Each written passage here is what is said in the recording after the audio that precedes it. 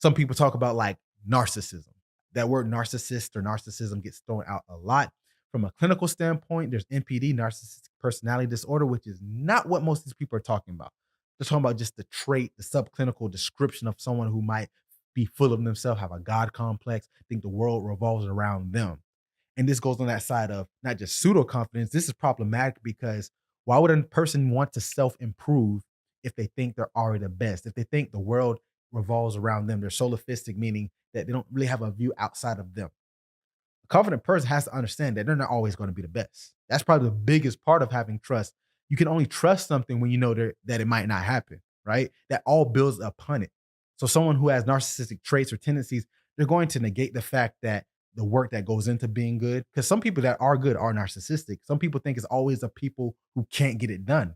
Sometimes there's people who are amazing, excellent, that have narcissistic traits. And sometimes people who are great people, who are nice, kind, that still do too. It's just a matter of how do they put themselves in the view of, did I earn this? Do people need to praise me for this? Because a confident person doesn't necessarily need to be praised. Because once again, they trust in their own abilities. No one needs to tell me. That's the external stuff that, while it's helpful and it can help us, is not needed. So a person who's high on narcissism or narcissistic is not going to be in this tiered. I wouldn't call them confidence. And most people can snuff that out because they carry themselves in a way where people feel, or they feel that people should be entitled to their presence or the fact that they're helping or doing their thing.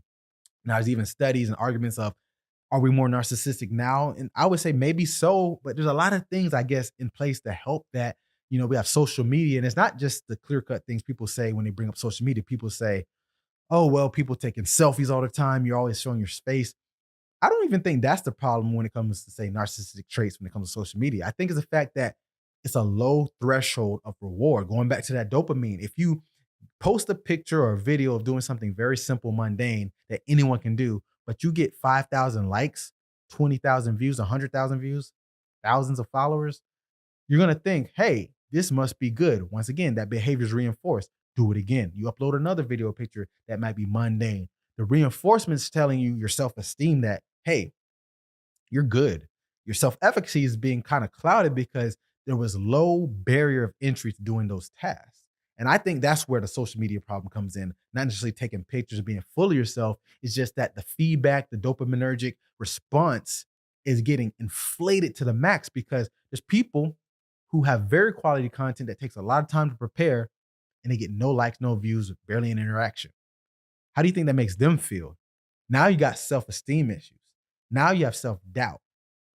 And both are a problem, both sides. No one talks about that side of the spectrum. We always talk about how high people are on their likes and views and they're not even that great at what they do or they don't really do anything at all.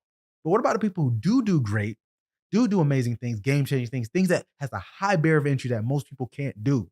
They get barely any interaction. Imagine how they feel. So you can see how the imposter syndrome could come in. You can also see how the narcissistic tendencies can come in.